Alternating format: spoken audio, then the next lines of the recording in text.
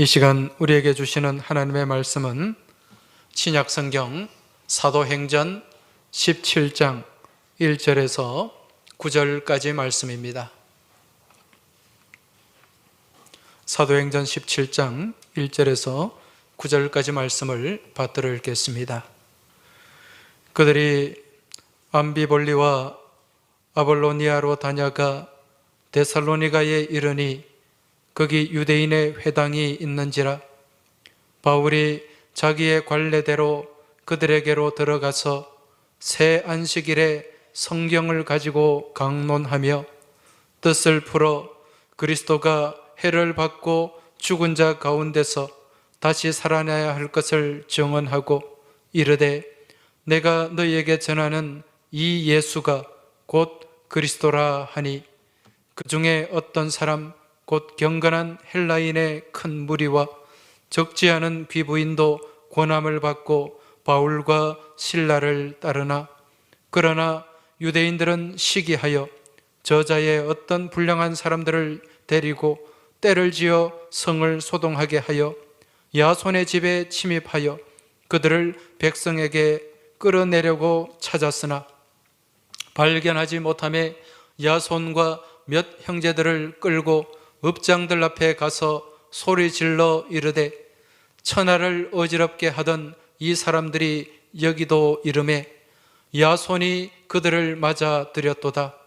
이 사람들이 다 가이사의 명을 거역하여 말하되 다른 임금 곧 예수라 하는 이가 있다 하더이다 하니 무리와 읍장들이 이 말을 듣고 소동하여 야손과 그 나머지 사람들에게 보석금을 받고 놓아 주니라. 아멘. 여러분, 오늘 교회에 오실 때 성경책 다 가지고 오셨습니까? 네. 제가 이 시간에 성경책을 한번 들어보라고 하고 싶은데 거기까지는 하지 않겠고요. 성경책 교회 오실 때 다 들고 오셔야 됩니다. 주일날 전에 교회 오시기 전에 성경책을 미리 준비하고 또 하나님께 드릴 예물도 준비하고 그렇게 준비된 마음으로 우리가 예배당에 나와야 돼요. 그리고 교회 가면은 성경이 있던데 그건 급한 일로 우리 교회 출장을 오거나 다른 어떤 일로 인해서 급하게 오신 분들이 쓸 수 있도록 비치해 놓은 것이지 우리 교우들이 그냥 빈손으로 와서 성경책을 사용하라고 그게 둔 건 아니라는 것입니다. 그래서 늘 성경책을 꼭 챙겨서 성경 말씀과 함께 또 우리 찬송가 같이 합본이 되어 있잖아요. 그 말씀을 들고 예배 자리에 나와서 또 성경 말씀 찾을 때 화면만 보지 마시고 또 말씀을 찾고 그렇게 말씀과 가까이 나가는 우리 말씀의 능력이 있는 우리 믿음의 성도들이 다 되시길 주의 이름으로 축원합니다. 여러분, 이 성경은 모두 몇 권입니까? 66권이죠. 구약이 몇 권이에요? 39권. 또 신약이 27권. 그래서 우리는 39, 27. 그래서 합해서 이제 66권. 그렇게 기억을 하고 있습니다. 자, 그런데 이 66권의 성경 가운데 이 성경 말씀을 다 사람들이 하나님의 영감을 받아서 기록을 했습니다. 하나님의 감동으로 기록을 했다는 거예요. 그런데 이러한 성경의 기자들이 있는데 성경을 가장 많이 기록한 사람이 누구일까요? 네, 성경을 가장 많이 기록한 성경의 기자는 사도 바울입니다. 모두 몇 권을 기록했습니까? 13권의 하나님의 말씀을 기록을 했습니다.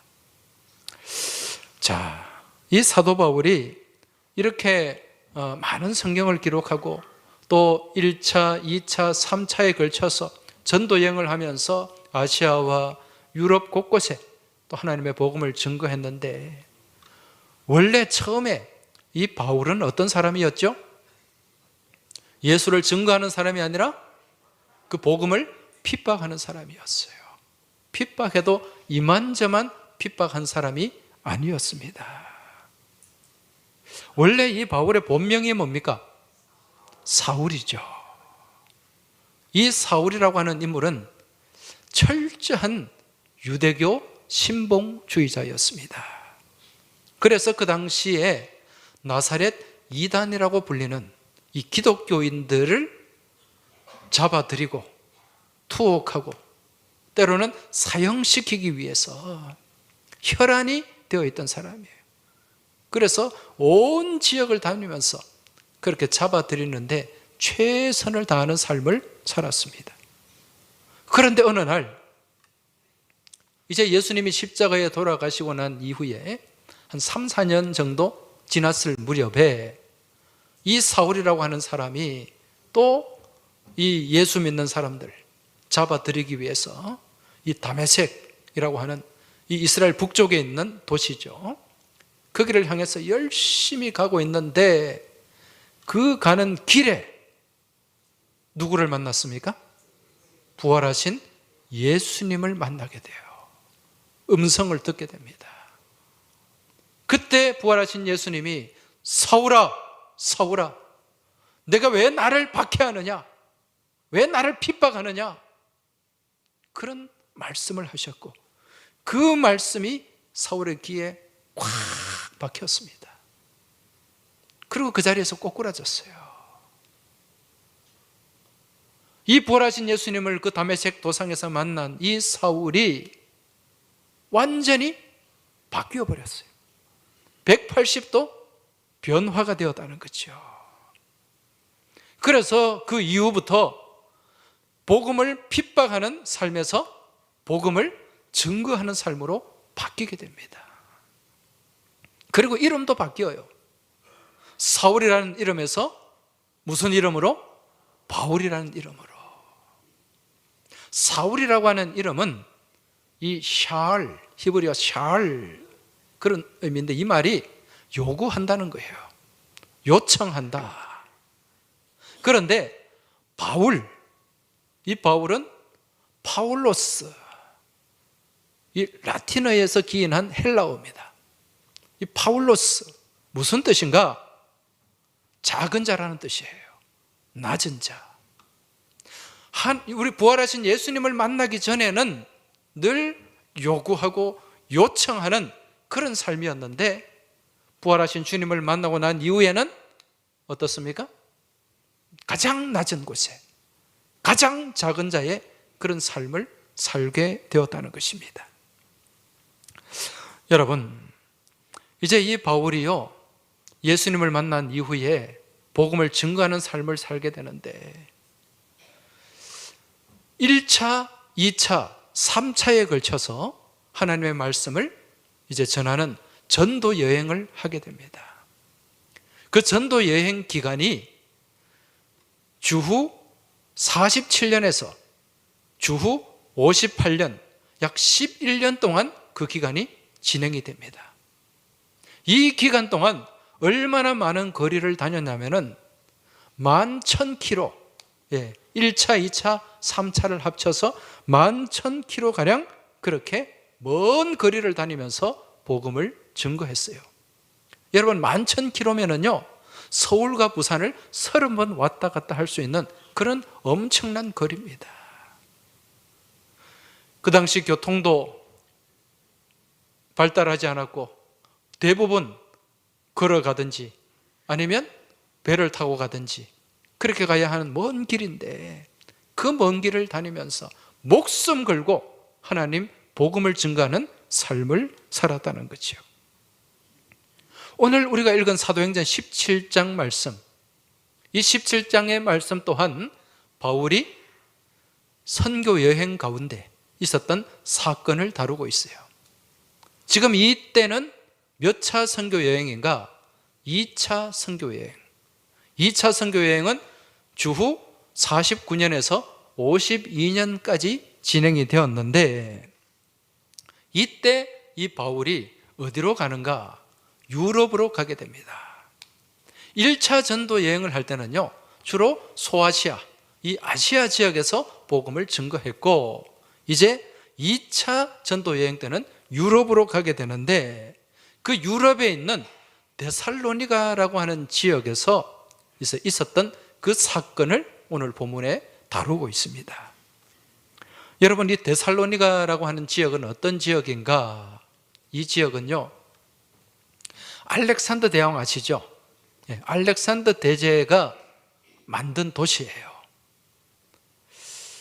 이 데살로니가라고 하는 도시의 이름은 알렉산더 대왕의 누이가 있었는데 그 이름이 테살로니카예요. 그래서 그 이름을 따서 지은 도시. 그러다 보니까 이 도시가 굉장히 중요한 도시였어요. 유럽의 이 교통의 중심지였어요. 여러분, 교통이 발달하면 무엇이 활발해집니까? 무역이 활발해지죠. 그리고 문화, 또 정치, 이런 아주 중요한 지역이 바로 데살로니가였고, 이 지역은 그 유럽의 그리스 반도 북쪽에 있는데 거기가 마게도니아 지역이에요. 마게도니아 지역의 수도였습니다, 데살로니가가. 그 얼마나 중요한 도시인가를 알 수가 있겠죠. 그리고 여기에는 여러 민족들이 섞여서 살고 있었어요. 헬라인이 있었고, 또 디아스포라 유대인들도 거기에 가 있었고, 또 로마인들도 있었고, 그리고 또 다른 지역에서 유입된 그러한 많은 민족들이 사는 다민족 도시가 바로 데살로니가였습니다. 이러한 데살로니가에 유대인의 회당이 있었다, 그렇게 말씀합니다. 오늘 본문에 보니까 유대인의 회당, 그 회당에서 바울이 무엇을 했습니까? 17장 1절 2절을 한번 보십시오. 그들이 암비볼리와 아볼로니아로 다녀가 데살로니가에 이르니 거기 유대인의 회당이 있는지라. 바울이 자기의 관례대로 그들에게로 들어가서 새 안식일에 성경을 가지고 강론하며, 이렇게 말씀합니다. 이 데살로니가에 이 유럽의 유대인의 회당이 있었어요. 여러분, 그 이유는 주전 586년에 남유다가 바벨론에 망하면서 포로로 잡혀가기도 하고, 또 많은 사람들이 그렇게 곳곳에 흩어지게 됩니다. 그렇게 흩어진 사람들, 이들을 디아스포라 유대인이다, 그렇게 얘기하죠. 그때 흩어진 사람들 중에는 유럽으로 간 사람도 있었어요. 그래서 이들은 모이면은 무엇을 만들었습니까? 회당을 만들었어요. 그러니까 이미 거기에 회당이 있었다는 거죠. 자, 여기서 바울이 무엇을 했습니까? 성경 말씀을 가르쳤다. 성경 말씀을 가르쳤어요. 그런데 이곳 회당에서 가르친 그 내용이, 그 말씀의 내용이 어떤 내용인가? 3절 말씀 한번 보십시오. 뜻을 풀어 그리스도가 해를 받고 죽은 자 가운데서 다시 살아나야 할 것을 증언하고 이르되 내가 너희에게 전하는 이 예수가 그리스도라 하니. 이 예수가 곧 그리스도라. 복음을 전한 거예요. 여러분, 이 당시에는 성경은 구약 성경입니다. 구약 성경에서 이 구약의 말씀은 누구를 예비하는 말씀이죠? 누구를 예언하는 말씀이죠? 예수 그리스도를 예언하는 말씀이에요. 그래서 그 구약 성경을 가르치면서 누구를 증언했습니까? 십자가에 죽으시고 부활하신 예수. 이 예수가 곧 그리스도라. 이 예수가 너희가 기다리는 메시아다. 이 복음을 증언했던 것입니다. 여러분, 이렇게 복음을 증언했을 때 놀라운 일들이 일어나기 시작했어요. 많은 헬라인들이, 유럽의 사람들이 이 복음을 받아들입니다. 회심을 해요. 그리고 많은 귀부인들도, 그 사회에 영향력 있는 그 귀부인들도 이 복음을 받아들이기 시작합니다. 4절 말씀을 보면 그 중에 어떤 사람 곧 경건한 헬라인의 큰 무리와 적지 않은 귀부인도 권함을 받고 바울과 실라를 따랐다, 그렇게 말씀하고 있습니다. 하나님의 말씀에 감동이 있었고 그 말씀을 듣고 회심하는 역사가 일어났다는 것입니다. 여러분, 그런데 이곳 데살로니가는 어떤 지역인가? 마게도냐의 수도이면서 경제, 무역의 중심지일 뿐만 아니라 이 데살로니가에서 그리 멀지 않는 곳에 유명한 산이 있어요. 그 산의 이름이 뭔가? 올림푸스 산입니다. 이 올림푸스 산은 해발 2,900m가 넘어요. 우리나라 백두산보다 조금 더 높은 산인데, 이 올림푸스 산은 그리스의 성산으로 불립니다. 왜? 이 올림푸스 산에 그리스 신화에 나오는 12그 신화의 주인공들이 여기에 살고 있다고 믿고 있기 때문에 그래요. 여러분, 그리스 신화에 나오는 그 12신이 어떤 신입니까? 우리가 잘 아는 제우스 신이 있죠. 그리고 포세이돈, 그리고 비너스라고 불리는 아프로디테, 그리고 헤르메스, 헤라, 명품들은 여기 다 있어요. 예. 지역적 상황이 이러하다 보니까 여러분, 이 도시가 어떤 영향을 받았겠어요? 우상 숭배의 영향을 지대하게 받았습니다. 우상의 도시였어요. 우상의 도시. 여기서 이렇게 많은 사람이 회심한다는 것 쉽지가 않습니다. 성령께서 역사하신 거죠. 그렇다 보니까 이런 일들이 일어나니까 주변의 사람들이 심각하게 이것을 바라보았습니다. 그 중에 이 문제를 가장 심각하게 여겼던 사람들이 누구인가? 여기에 살고 있는 유대인들이었어요. 이 회당을 만든 사람들. 아니, 자기들이 만들어 놓은 그 회당을 바울이 들어가가지고 거기서 소위 말하는 나사렛 이단의 가르침을 전하고 거기서 막 역사가 일어나고 회심이 일어나니까 얼마나 당혹스러웠겠냐는 것입니다.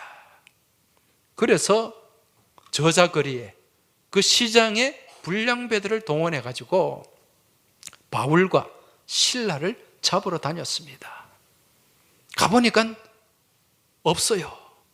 이미 그 사실을 알고 사람들이 숨겼던 것입니다.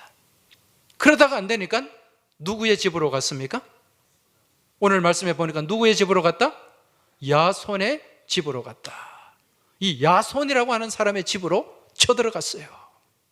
왜 야손의 집에 갔을까요? 거기에 숨어 있을 줄 알고. 예. 그래서 왜 이들이 지금 야손의 집에 쳐들어갔는가? 오늘 6절, 7절 말씀 한번 보시기 바랍니다. 지금 바울과 실라를 잡으러 갔는데 발견하지 못했어요. 6절입니다. 발견하지 못하며 야손과 몇 형제들을 끌고 읍장들 앞에 가서 소리질러 이르되 천하를 어지럽게 하던 이 사람들이 여기도 이름에 야손이 그들을 맞아들였도다. 무슨 말씀입니까? 왜 야손이 이들에게 끌려갔습니까? 야손이 바울과 실라를 맞아들이고 자기의 집에 머물게 했기 때문에 그렇다는 것입니다. 이게 야손의 집에 쳐들어간 이유고 야손을 체포해서 이곳의 관리들에게 끌고 나왔던 이유입니다.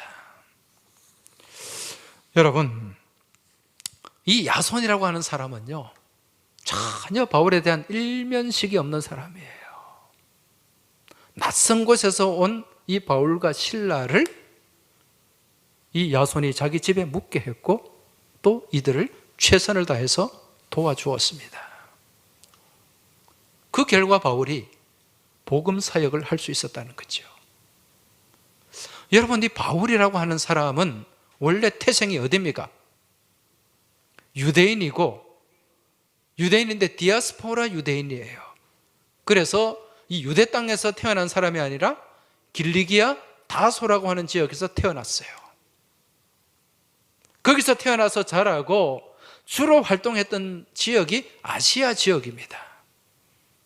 아시아에서만 살았지 유럽은 가본 적이 없어요.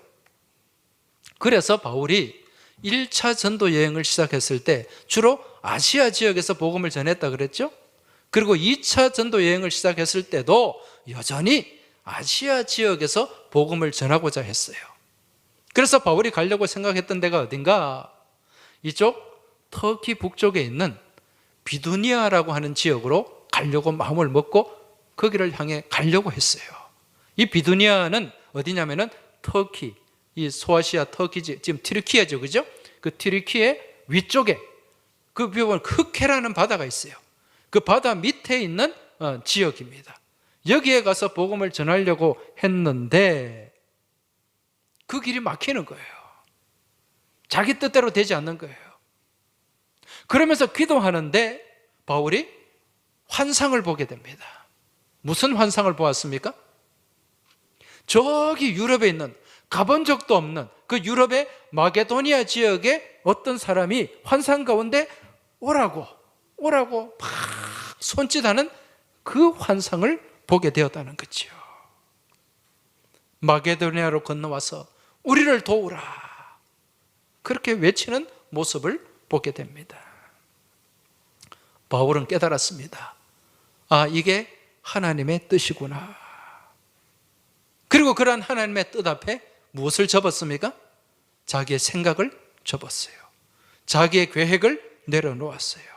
그리고 완전히 선교 방향을 수정하게 됩니다. 여러분, 우리가 믿음의 여정을 걸어가다 보면 때로는 내 생각이 있고 내 계획이 있는데 이것과는 달리 길이 막힐 때가 있어요. 모든 것이 순조롭지 않을 때가 있다는 것입니다. 여러분, 그러한 때에 우리는 어떻게 해야 될까요? 무엇을 해야 될까요? 하나님 앞에 엎드려야 됩니다. 내 생각, 내 뜻, 내 계획, 내 고집을 앞세워서 그냥 밀어붙이는 것이 아니라, 아, 여기는 내가 알지 못하는 다른 계획이 있겠구나. 누구의 계획? 하나님의 계획이 있겠구나. 이걸 생각하고 하나님 앞에 엎드려야 돼요. 그리고 하나님의 뜻이 무엇인가를 다시 한번 확인하고 점검해야 됩니다. 그리할 때 우리 하나님께서 우리가 나아가야 할 방향을 보여주시고 그 길로 선하게 인도해 주실 줄 믿습니다. 내 생각이 다 옳다고 생각하지 마세요. 우리 하나님은 내 인생을 나보다 더 잘 아시는 분입니다. 우리 인생을, 하나님을 믿는 백성들의 그 삶이 하나님은 잘 되길 원하시는 분입니다. 따라서 하나님은 우리 인생 가운데 놀라운 계획이 있는 줄 믿으시기 바랍니다. 우리가 알지 못하는 하나님의 빅 픽처가 있어요. 큰 그림이 있다는 것입니다. 그러니까 하나님은 그 계획에서 벗어나서 내 생각대로, 내 고집대로 가려고 할 때 그 길을 막을 때가 있습니다. 왜 내가 예수 잘 믿고 예배도 잘 드리고 신앙생활 열심히 하는데 왜 일이 이렇게 잘 되지 않지? 그렇게 원망하지 마시고, 아, 하나님의 다른 계획이 있겠구나 생각하고 그 길을 찾기 위해서 하나님 앞에 무릎 꿇고 기도하는 지혜로운 믿음의 권속들이 다 되시길 주의 이름으로 축원합니다. 지금 바울이 길이 막히니까 하나님 앞에 기도했던 거예요. 그 기도 가운데 하나님이 환상을 보여주셨고 완전히 방향을 수정하게 하셨습니다. 사실 바울은 유럽은 두려운 곳이에요. 생소한 곳이에요. 낯선 곳이에요. 그렇지만 하나님께서 원하시기 때문에 방향을 수정했고 또 그리로 선교의 발걸음을 향했던 것입니다. 그렇게 가서 정말 아무 아는 사람도 없고 생소한 그곳에 가서 지금 복음을 전하는데, 여러분, 하나님은 누구를 예비하셨습니까? 바울을 돕는 자를 예비하셨어요. 그 돕는 자가 누구였습니까? 야손이라고 하는 인물입니다. 이 야손은 바울에 대해서 들어본 적도 없고, 사전에 무슨 어떤 그런 부탁을 받은 적도 없고, 어디서 왔는지 어떤 사람인지도 잘 몰라요. 그런 사람을 자기 집에 들입니다. 자기 집에 묵게 했는데 그것도 하루 이틀이 아니라 며칠을 묵게 합니까? 오늘 말씀 보니까 3번의 안식일. 여러분 3번의 안식일이면 몇 주죠? 3주. 한 21일 동안 묵게 했는데 사실은요, 학자들의 연구에 의하면 한 2달은 묵었다 그렇게 봅니다. 왜? 지금 안식일 동안 3주 동안 회당에서 말씀을 가르친 기간이에요. 그 이전에 가서 준비하고 그렇게 또 여러 가지 어떤 것을 계획함에 있어서 한 2달은 시간이 필요했고 2달 동안은 야손의 집에 머물렀을 것이다 그렇게 생각을 하는 거죠. 여러분, 야손의 입장에서는요, 이 바울이 어디서 온 사람인지도 몰라요. 어떤 사람인지도 몰라요. 그저 바울이 전한 그 복음을 듣고 회심하고 자기의 집을 내어주었습니다. 앞으로 이 바울이라는 사람으로 인해서 어떤 어려움, 어떤 고난을 당할지도 모른다는 것입니다. 지금 실제로도 고난을 당했잖아요. 잡혀서 끌려가서 아마 매도 맞았을 거예요. 그리고 겨우 많은 보석금을 내고 풀려날 수가 있었습니다. 여러분, 사도 바울이요, 정말 위대한 종입니다. 탁월한 선교사입니다. 이걸 부인할 사람은 아무도 없어요. 그런데 바울의 이 위대한 사역이 바울 혼자 힘으로 되었는가? 절대로 그렇지가 않습니다. 사도 바울이 1차, 2차, 3차 전도 여행을 하면서 아시아와 유럽의 곳곳에 복음을 전할 수 있었던 것은 오늘 이 야손처럼 이름 없이 빚도 없이 내어주고 헌신하고 도와주고 동역하는 사람들이 있었기 때문이라는 것입니다. 여러분, 사도 바울의 이 행적을 우리가 살펴보면, 이 선교 여정을 살펴보면 바울이 이 사역을 하는 데 있어서 곳곳에 하나님께서 돕는 이들을 붙여주시는 것을 우리가 볼 수가 있어요. 처음에 예수 믿는 사람들을 핍박하기 위해서 그 다메섹 도상을 걸어가다가 부활하신 예수님을 만났잖아요. 만나서 바울이요, 바로 그 자리에서 회심을 합니다. 그리고 다메섹 도성으로 들어가서 거기서 예수를 핍박하던 사람이 예수를 증거하는 사람으로 바뀌게 된 거예요. 예수가 그리스도다, 예수가 하나님의 아들이다, 그렇게 그 다메섹 성에서 막 복음을 증거했어요. 그러니까 사람들이 당황을 했어요. 누가 당황을 했겠어요? 예수 믿는 사람들이. 아니, 저 인간이 어떤 인간인지 알잖아요. 그런데 어느 날 갑자기 막 예수님을 증거하고 복음을 전하니까 놀랄 수밖에 없죠. 그리고 유대인들도 놀랄 수밖에 없죠. 아니, 정말 충실한, 유대교회 입장에서는 신실한 그런 종이었는데 하루아침에 팽 돌아가지고 저렇게 이단 사설을 전하고 있으니까 얼마나 놀랬겠냐는 것입니다. 그래서 그 다메섹 성 안에서 이 유대인들이요, 이 바울을 죽이려고 했어요. 네. 이 죽이려고 이제 성을 빠져나가지 못하도록 성문을 지킵니다. 그리고 이제 바울을 찾아서 잡아서 죽이려고 그렇게 일을 추진하는데, 이 일이 이제 바울의 귀에도 들어갔고 바울에게 복음을 전해 들은 사람 귀에도 들어갔습니다. 그러니까 어떻게 했습니까? 성문 밖으로 못 나오니까 밤에 몰래 광주리에, 큰 광주리에 이 바울을 담아가지고 성벽으로 타고 내려오도록 그렇게 내려줬어요. 여러분, 이게 세계 최초의 엘리베이터입니다. 이들이 돕는 손길을 통해서 바울은 무사히 빠져나올 수가 있었고, 그리고 어디로 갔습니까? 나중에 예루살렘으로 갔어요. 예루살렘으로 가서 이제 바울이 내가 회심을 했다, 내가 이제 예수를 증언하기를 원한다, 뭐 그렇게 얘기해도 믿어주는 사람이 없어요. 예수님의 제자들도. 왜?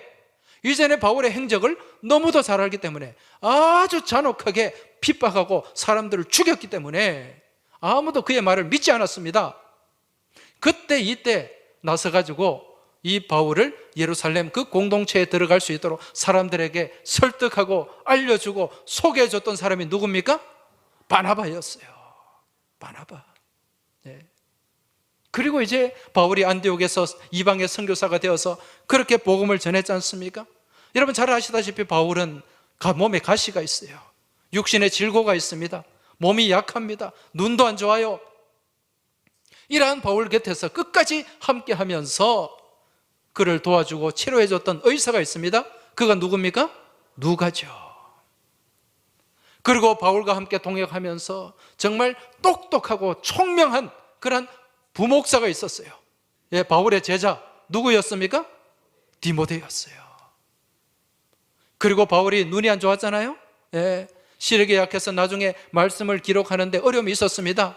그때 바울을 대신해서 바울이 하나님의 감동받은 말씀을 불러주면 대신 적은 대필한 사람이 있어요. 누굽니까?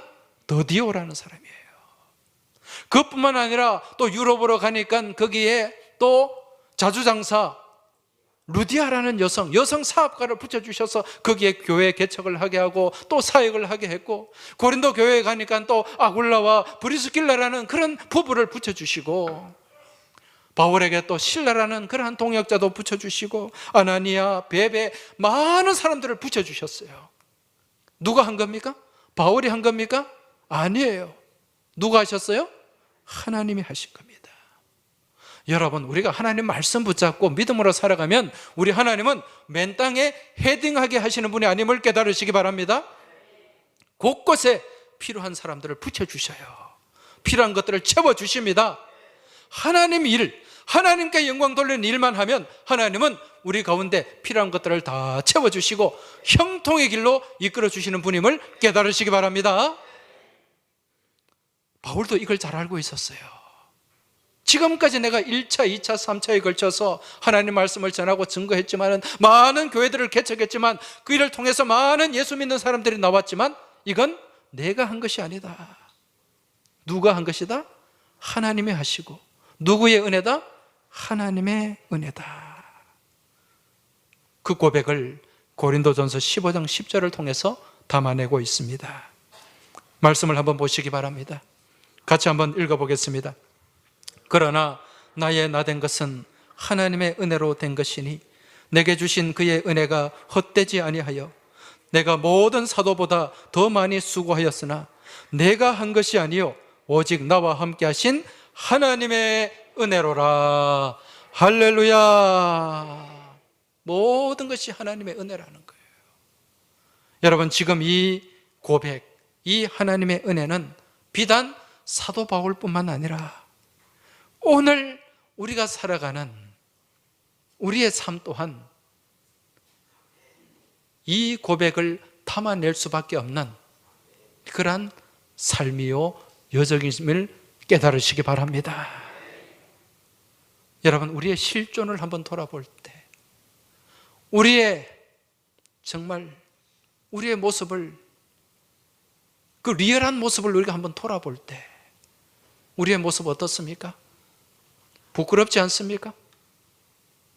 이사야 선지자가 고백했듯이, 선포했듯이 우리는 지렁이 같은 야곱이요 버러지 같은 이스라엘입니다. 아무것도 내세울 것 없는 정말 무지렁이 같은 존재들이 우리 자신입니다. 그런데 그러한 우리들을 마치 하나님이 그 핀셋으로 콕 집어가지고 오늘 이 자리에 앉혀놓으신 줄 믿으시기 바랍니다. 우리 하나님이 세상 가운데 있는 정상덕 핀셋으로 콱 집으셨어요. 오늘 이 자리에 탁 앉게 하셨습니다. 우리 김선홍 집사님도 마찬가지예요. 하나님이 찝으셨습니다. 믿으십니까? 네. 이게 무엇입니까? 하나님의 은혜라는 거죠. 놀라운 은혜, 어메이징 그레이스입니다. 물론 우리가 믿음의 여정을 걸어오기까지 여러분 또 좋은 믿음의 부모를 만난 분도 있어요. 그 또한 하나님의 은혜인 줄 믿으시기 바랍니다. 좋은 신앙의 인도자를 붙여주셔서 우리가 여기까지 오게 되었습니다. 또 좋은 선생님, 또 좋은 신앙의 멘토를 붙여주셔서 우리가 믿음의 삶을 살아올 수 있었다는 것입니다. 이뿐 아니라 우리가 믿음의 여정을 걸어오고 믿음의 삶을 살아오는 가운데 전혀 예상치 못한 그러한 사람들의 도움을 받았을 때가 많이 있어요. 지금까지 우리 주님께서 우리를 위하여 붙여주신 그 많은 사랑과 도움의 손길이 없었다면 여기까지 올 수가 없었습니다. 우리 정상덕 표순주 성도님도 지금 신앙생활 너무 아름답게 주님 보시기에 예쁘게 잘 하시는데 옆에서 그림자같이 붙어다니는 우리 김말령 권사님이 없으면 여기까지 올 수가 없었다는 거죠. 부족한 저 자신 또한 이제 벌써 목회를 시작한 지가 30년이 가까워집니다. 지금까지 신학을 공부하고 목회 사역을 감당하는 동안 정말 눈물겹도록 고마운 분들이 얼마나 많은지 모릅니다. 때로는 낙심과 좌절 가운데 놓여져 있을 때 눈물로 같이 기도해 주신 분들이 있어요. 때로는 경제적으로 어려움에 처해 있을 때 마치 엘리야에게 떡과 고기를 공급했던 까마귀와 같은 분들도 많이 있습니다. 이 모든 것을 생각할 때 제 안에 담아낼 수 있는 고백은, 유일한 고백은 나의 나된 것은 하나님의 은혜로라. 할렐루야. 여러분, 이 고백은 비단 저의 고백일 뿐만 아니라 이 자리에 계신 여러분 모두의 고백인 줄로 믿습니다. 여러분, 오늘 우리가 여기까지 온 것 다 누구의 은혜입니까? 하나님의 은혜예요. 내 힘으로 해온 것 하나도 없습니다. 내가 지금 살아서 숨 쉬는 것도 하나님의 은혜요. 내가 누려왔던 모든 그 시간들, 지나왔던 모든 삶의 순간순간이 당연한 것이 아니라 다 하나님의 은혜였음을 믿음으로 깨달으시기 바랍니다. 이제 앞으로 나가는 인생 여정 또한 누구의 은혜가 채워져야 됩니까? 하나님의 은혜. 은혜 아니면 우리는 살아갈 수가 없습니다. 여러분, 이 고백과 함께 하나님의 은혜에 감사하며 또 때로는 엎드리며 영광 돌리는 우리 모든 믿음의 권속들이 되길 주의 이름으로 축원합니다. 이러한 고백으로 나아갈 때 여러분, 우리 하나님 우리의 삶을 은혜로 호위해 주실 줄로 믿습니다. 은총의 날개로 품어주실 줄 믿습니다.